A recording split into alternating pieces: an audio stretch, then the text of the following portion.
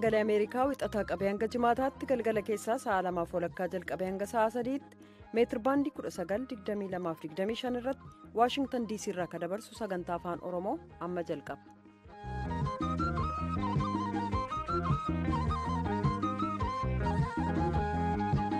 Guyyaan har'aa eebila 28 bara 2017 bakka irraa nu dhaggeeffataa jirtan maratti nagaan keenya sanaa ga'u dhaggeeffatoota keenyaatti mooltan keessummeessituun keessan har'aa Antuu Jubee Horaati. Bara darbechuun 2016 keessa walabummaan pireesii haala ammaan dura mul'ateen beenneen gadi bu'eeraa jedha gabaasii haaraa ba'e oduu kan sin dhageessisu an jaallannee gammadaa tattam jirtu. Kana laalchisuudhaan oduu keessatti gabaasa qabnaa Itoophiyaa keessaa lakkoobsi uummata gargaarsa nyaataa kan hatattamaa barbaadu dabaluusaa ochaan beeksiseera. Oduudhaa booda gabaasa qabna. Hongee naannoo Oromiyaa laalchisuun keessummaa dubbifnes qabnaa gara boodaa dhiyaata. Hanga xumura sagantaa keenyaatti nu waliin turaa jennaa. Amma guutummaa oduuf jaallanna.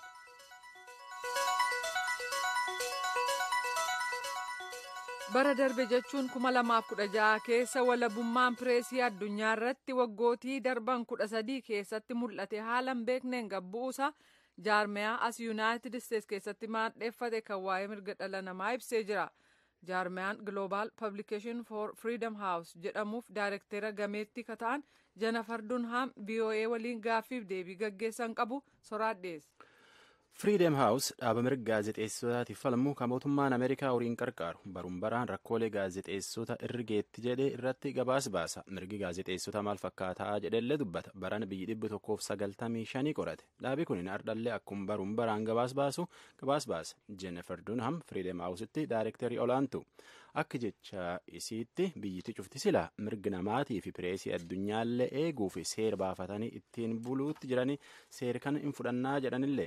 Taatullee yoo hedduu waan jedhan sun hin guutamne Freedom House ardii cufa tokkoon qorateetiin tamittirri tolchanii jedheetiin dubbata gabaas gargaraa baasallee. Akkuma kanaan akka jecha Jenniferitti Afrikaan akka durii kaanii akka malee duubi jirti jechuu hin danda'an. Akka ardiitti Yuureeshiyaa, Afrikaa gama kaabaatii fi jiddugala bahafaatti mirga gaazexeessota akka malee gad dhiibee rakkoo keessa buuse. Afrikaa keessallee biyyootii ammallee rakkoo qaban inum jiran Ugaandaa fa'a. Gama Itoophiyaati ammoo. Especially in the East African countries, Ethiopia is a prime example where a bad situation got worse last year.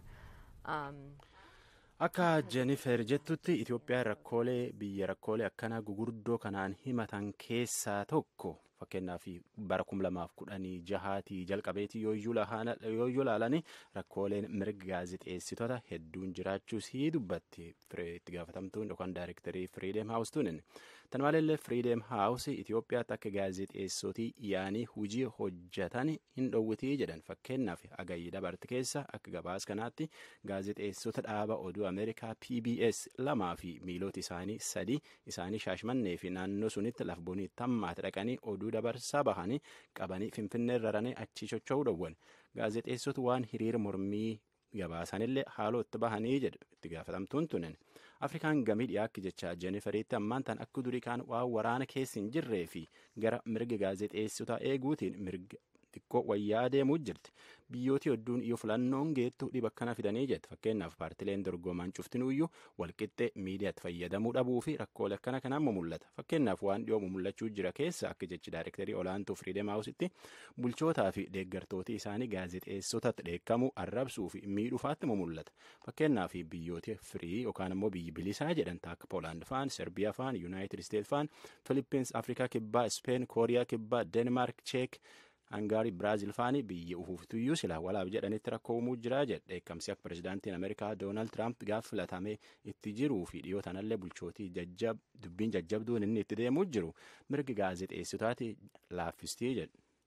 For a free press around the world, we'll see him doing that and they will say, oh, it's okay for us to treat journalists that way or to arrest journalists. Akkana jette bulchootii abbootii irree mirgi pireesii irratti Ameerikaan sila akka fakkeenya dansaatti laalu malan amma immoo eegee Ameerikaanuu akkana mirgi gaazexeessitoota gad qabde nullee wanti nu dhowwu maali hidhuu fi watolchuullee hinum dandeenna namni nu gaafatin jiru jedhanii jedhe Freedom House akka biyyittii cufti akkumitti amantee itti fudhatte kaanitti mirgi gaazexeessitoota eegduuf gaafate.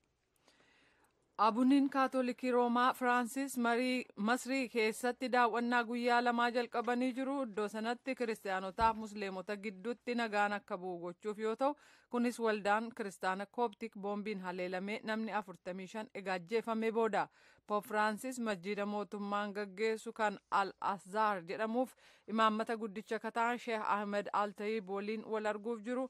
Kunis pireezidaantii Masrii Abdul Fattah El-Sisii fi luba waldaa kiristaana kooptik ta'an Poop Taadros wajjiniin ituu waliin argin dura ta'uun beekameera. Poop Firaansis dirree xayyaaraa Masrii yeroo ga'an kan isaan simatan muummicha ministeera biyyattii turan.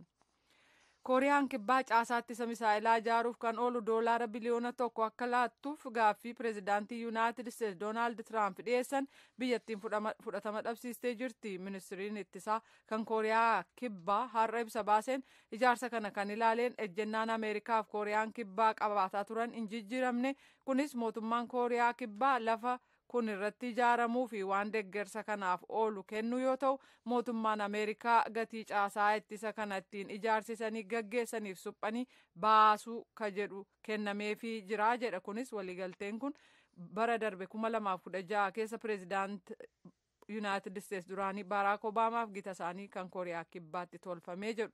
Tiraamp garuu kamisa kaleessaa dhaabbata oduu Rooyitarsii wajjin gaaffiif deebii gaggeessanii baasii kanaaf kan oolu Kooriyaan kibbaa baasuu qabdii jedhan. Taalibaan haleellaa Afgaanistaan keessatti waggaa waggaan gaggeessu barana jalqabuusaa beeksisee jira. Sababiinsaas humnootiin alaa kanneen hooggantummaa Ameerikaan weerara gaggeessan ittiin jedhe irratti fuulleffate akka isaan gadhiisanii ba'an gochuuf jedhe. Ibsa sabaa himaan jimaataarraa kennameen lootiseentonni islaamaa duula waraanaa Opereeshin Mansuur jedhamu har'a gaggeeffamuu ka jalqabe ta'u, kunis kutaalee Afgaanistaan 34 keessatti akka ta'e ibsan.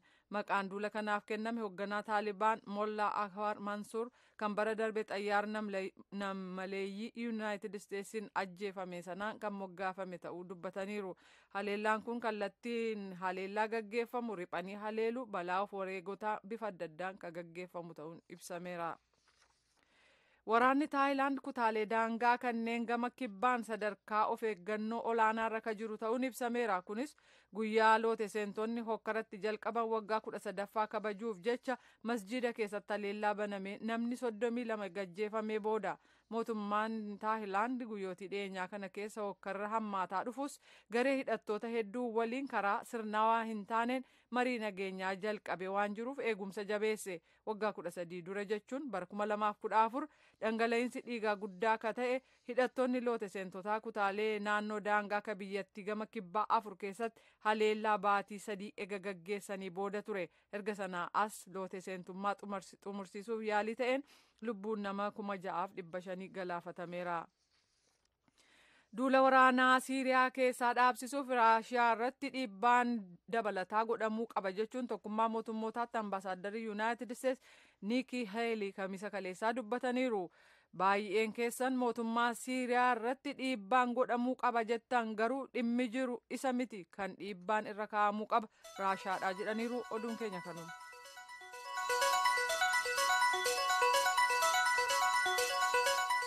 Kan dhaggeeffataa jirtan raadiyoo sagalee Ameerikaa sagantaa afaan Oromooti.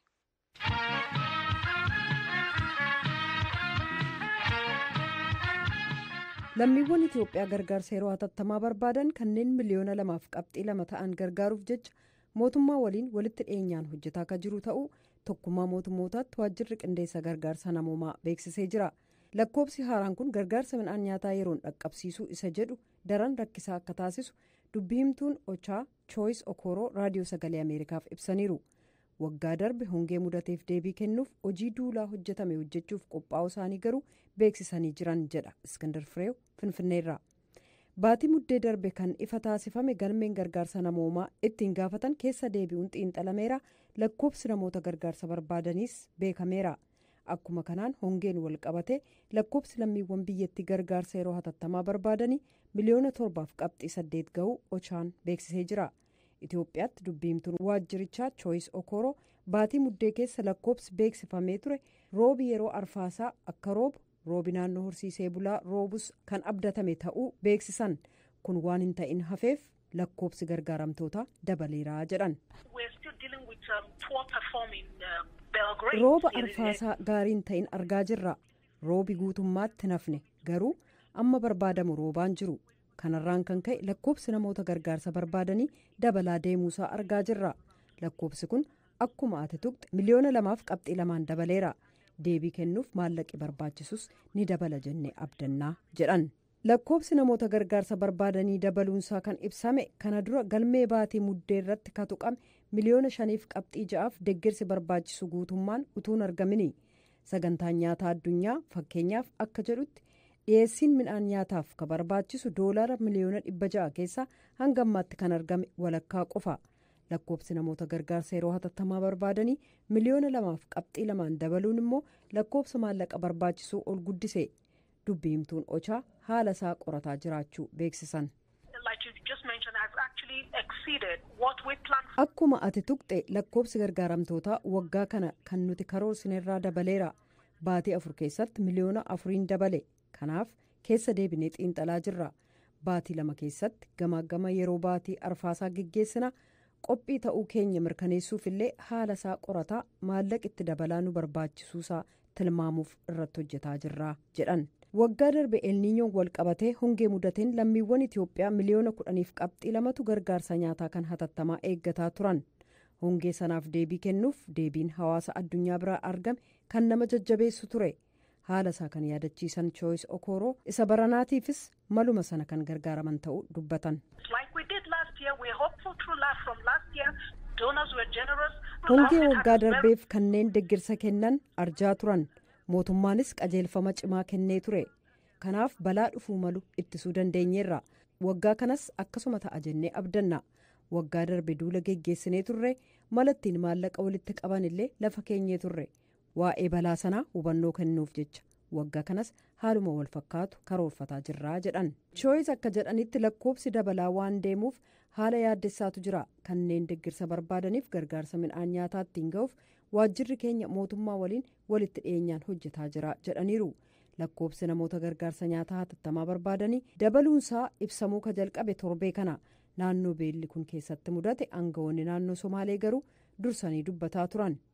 Zoonii Dolloo aanaa Yi'uub keessa ka jiru waaltaa midhaan itti raabsanirraa Iskindir kan haasofsiise gorsaa pirezidaantii naannoo sanaaf ittaanaa itti gaafataman waajjira ittisa balaaf qophaa'inaa obbo Anwaar Alii isuma kana ibsanii turan. Roobi eegame waan hafeef kanneen deeggarsa barbaadan lakkoofsi isaanii dabaluu dubbatu. Kanaaf mootummaan lakkoofsa namoota gargaarsa yeroo hatattamaa barbaadanii isa haaraa ittiin ka'umsa ka godhate galmee ifaa ta'e raabsa jedhamee eegama. Deebii kennamu immoo lakkoofsa haaraa kanaan wal simsiisuun hojii dhaabbuliif waaltaalee gargaarsaa isattaanu ta'uuf jira.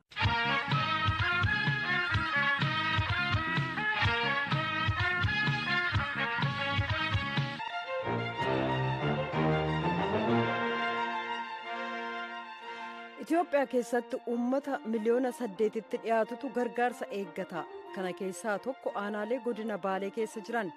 Akka jiraattonni jedhanitti aanaalee isaanii keessatti horii hedduu dhumate nama hedduun rakkate gargaarsa jedhanillee argachuutti hin jiran. Kana irratti sooraan jiraattota aanaa Dalloo Mannaa keessaa nama dubbisee jira gara saattanis hin deebisa. Itoophiyaatti nama miliyoon hedduu gargaarsa eegata. Naannoo Oromiyaatti nama miliyoona 2 fi kurnya hedduutti ammoo gargaarsa eegata. Mootummaaleen gargaarsa nuu jiraa jedha. Jiraattoti naannoo Oromiyaa kaabonii tammaatee kunin yoo hedduu yoo waan gargaarsaa hin gaafannu gargaarsi baanan kulleen guddoon mul'atu haqi jirullee bulchoota naannoo tag tokko jidduu gorfatee qabaadhataa hin gurguratti kaan ammoo akkuma beekanii walii kannanii jedhan. Obbo Mitikuu Kaasaa itti gaafatamtoota gargaarsi Itoophiyaa keessa tokko. Asiin duratti Itoophiyaatti nama miliyoon 5 fi 600,000tti gargaarsa eegata. Sun irratti ammoo lakkoofsi haaraa dabalee jedha. Mee waan obbo Mitikuun roobii dabarti jedhe keessa haqi tokko isaanitti himnatti gara godina Baalee dabarra. እናቀርብ የነበረው ለ5.6 ሚሊዮን ዜጎቻችን ነው። ስለዚህ እሱን እያቀረብን ባለንበት ሁኔታ ነው። በርዳታ ከገርጋርሰ ከናፊ ቱሬ ለሚወን ኬኛ ሚሊዮን 5.6 ቱሬ ኢሳን ከናፉቱ ከና ጅሩት ለሚወን ኬኛ ገርጋርሰ ጀለቲ ነመተሚን ኩን ደበለታን ከዱፈን ከናፍ ኢሳን ኢላልቺሱዳኒስ akka lakkoofsa keenyaatti eebla bara 2009 irraa jalqabee gargaarsa kennaa jirra lammiiwwan miliyoona 7.7. Gargaarsi maallaqaa ka doolaara biliyoona 1 akka barbaachisu dubbatamaa ture hagamtu argamee isa jedhuuf. ብዙም አይደለም አሁን የሰጡ አለ። አሁን ለምሳሌ አሜሪካ መንግስት ወርልድ ፉድ ፕሮግራም አማካኝነት ባየስ ሚቲ ከከነን ጅሩ ፈኬኛፍ ሞቱማን አሜሪካ karaa sagantaa nyaata addunyaaf ijoob ka jedhamu emergency operation ka jedhamu gara doolaara miliyoona 100 miliyoona 14 kennee jira. mootummoonni kabiroon tokkos aga miliyoona 10 gadi kanneen kennanii jiru. Garuu ija gargaarsa gaafatamee jiruun yeroo laalamuu qabbanaadhaa jedhan sababiinsaas biyyoonni hedduun beelaan dhahamuu addunyaa irratti labsamaa jira. Gargaarsis akkuma kana dabalaa deema waan ta'eef muddama jiraa jedhan. Kana madaalii keessa galchuun caalaatti hojjetaa ka jiru mootummaa Itoophiyaa waan ta'eef mootummaan federaalaa qarshii Itoophiyaa biliyoona 1 ramadee marsaa duraaf sosso'aa jiraa jedhan. Bulchiisi naannoo adda addaas bajata ofii ramaduun sosso'aa akka jiran dubbataniiru. Bulchiisi naannoo tokko isa kaaniif gargaarsa kennuun akka fakkeenyaatti kanneen birootiif mul'achuu danda'uu qabaa jedhu obbo Mitikkuun. Abbootiin qabeenyaa kaka'umsa ofiin gurmaa'anii midhaan bituun dhiyeessaa jiru jedhaniiru. Akka Itoophiyaatti beelli hin jiru. Gargaarsi guutummaatti dhiyaataa waan jiruuf kanaaf caamni jira beelli hin jiru jedhan.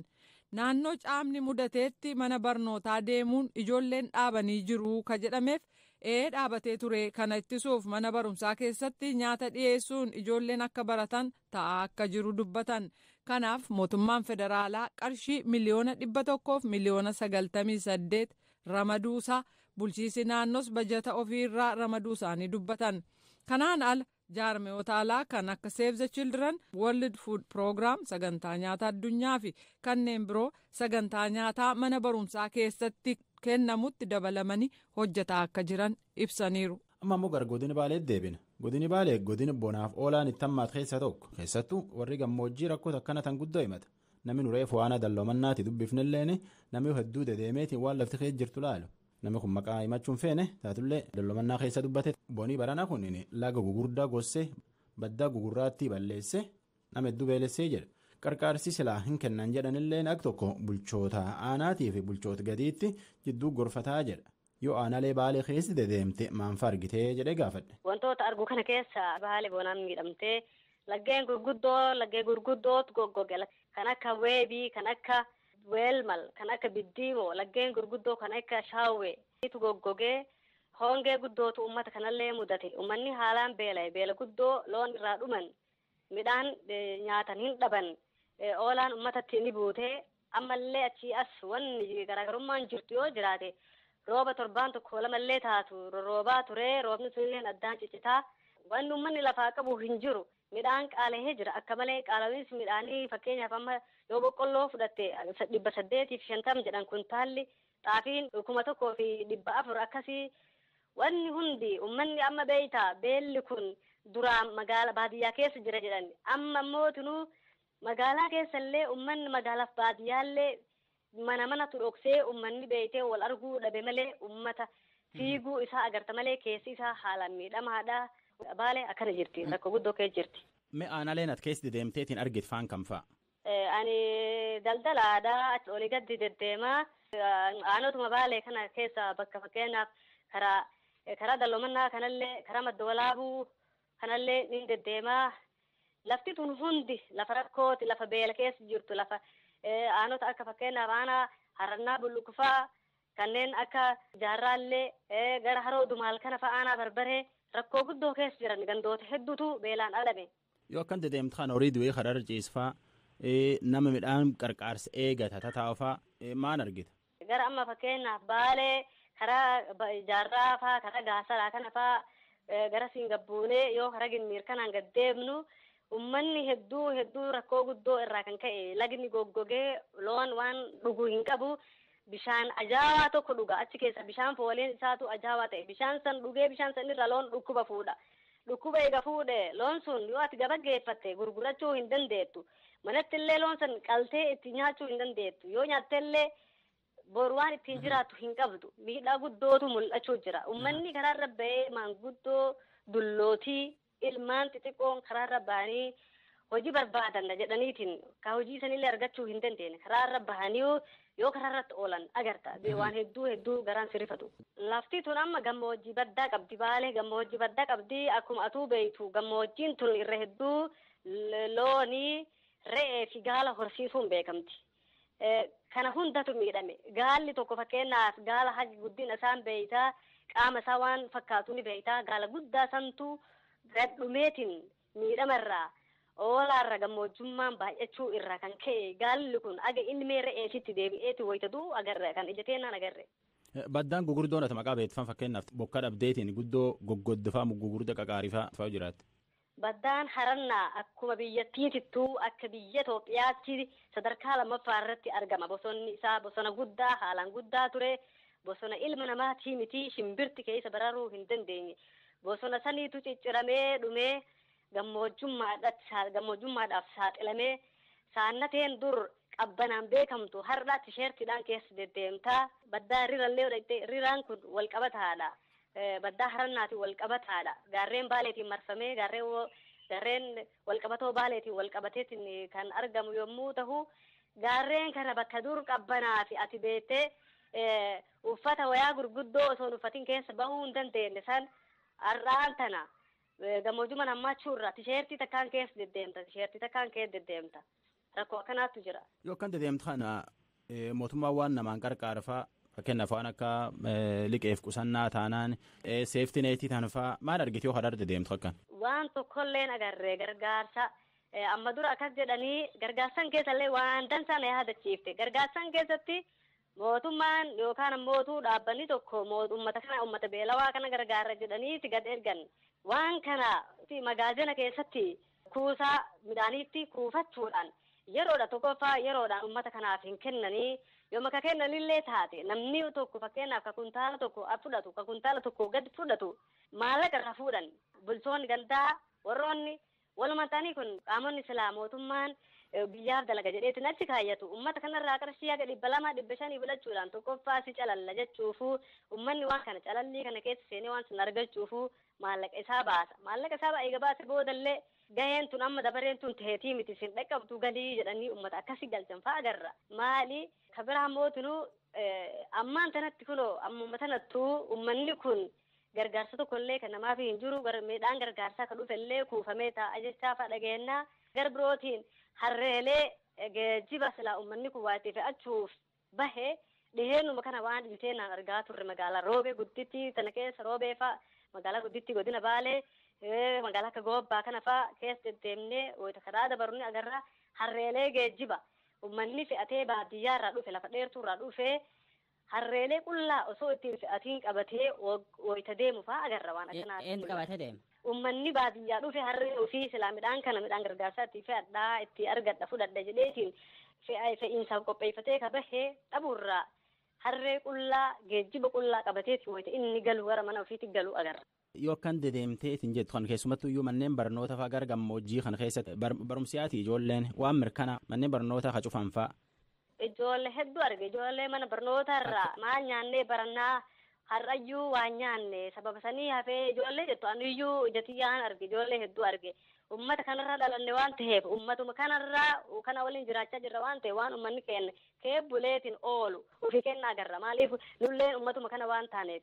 Kan naannoo teessanii xammisanii roobuu malee bokkaa hagayyaati ageettii bokkaa diqqaa akka gannaa haan guddaa miti agayitan argatta. Hin arganne silaa hagayyisan arganne hagayyisanitti itti facaafachuu mallee eega ammallee abdiin hin jirti roobni roobuufaa mala jennee duumessa falaaluudhaan uummanni wayita ooyiruu isaa dhaqeetiin qotatee lafa isaa facaafatu roobni kun irraa gabaabbate irraa boodatti harkifatee hagasii garuu uummanni kun waan ittiin of tursiisuu dhabuun hedduu nama yaaddoo guddoo namatti taati. Amma naafsi waliin dubbachuu jira kan ebeelellee taate bokkaan coccobuu jira yookaan duumessa wayifaa argita yookaan jalda wayifaa waan argita duumessa gabbatfaa. Guddoolee miti kaleessumaaf dheengaddallee xiqqoo roobaa ture haa ta'u roobni sun rooba waajiisee ammaan tanatti dachii tana qabbaneessee haalaan dachii tana haga barbaadamu san silaa wal gahee miti bokkaa atiin guddoo laal qodaa takka jala keetteetiin alatti itti kuufatteetiin waa ittiin dhiqachuu dandeettu miti rooba guddaa miti. Duumessa gabbaallee hin qabdu haa ta'u abdiin ima jira